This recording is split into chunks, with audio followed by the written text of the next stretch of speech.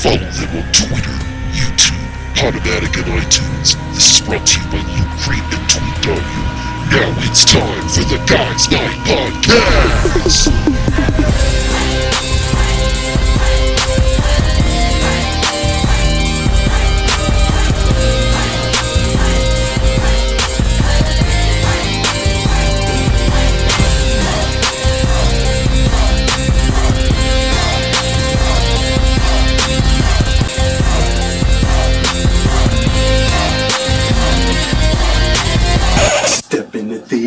What will you find? So many movies, not enough time. Action, horror, thriller, comedy, foreign documentaries. Welcome to Guys Night. Guys Night.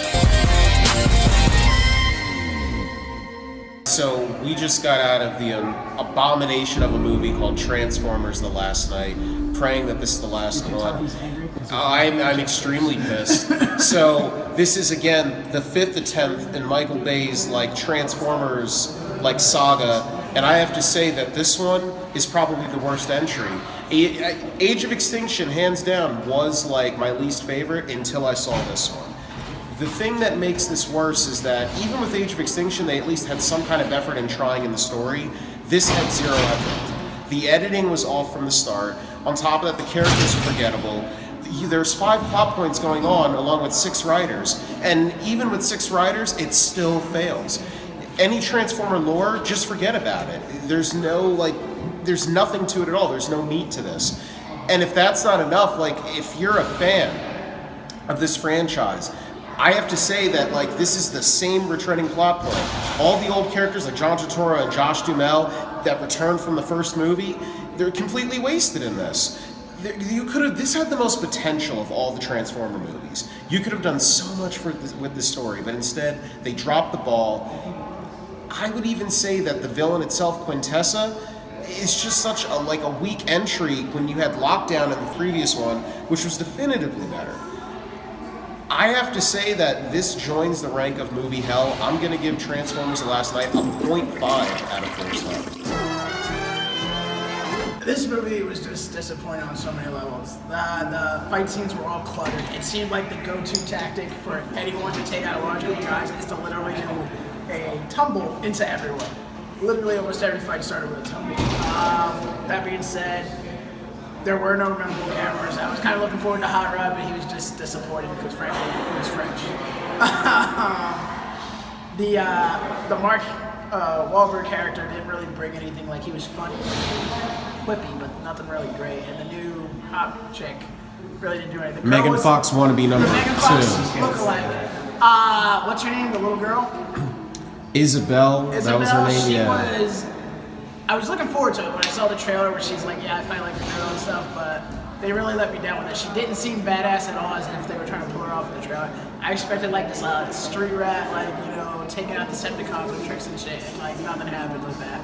The stupid little droid did nothing for me. Knockoff of BB-8. Yeah, I mean, the whole movie. So many Star Wars knockoffs. Was kind of that. They didn't really utilize everything. There was really no general plot. It was all right, what's that risk?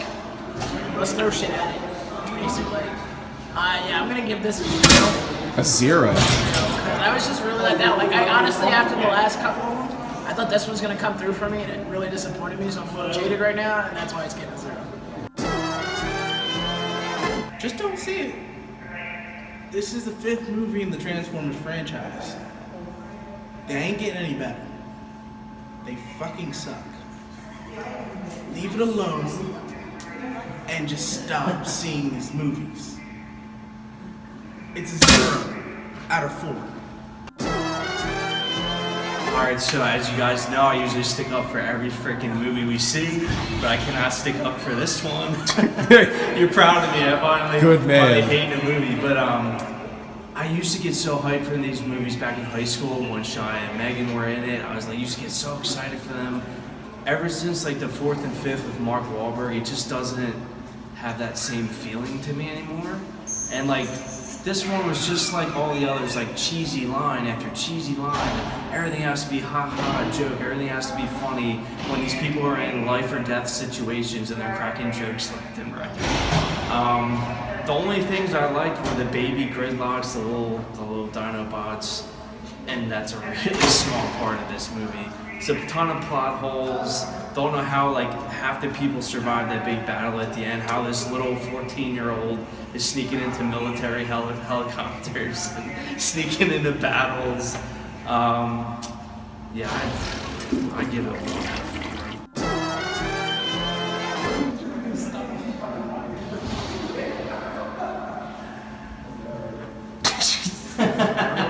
No words. No words.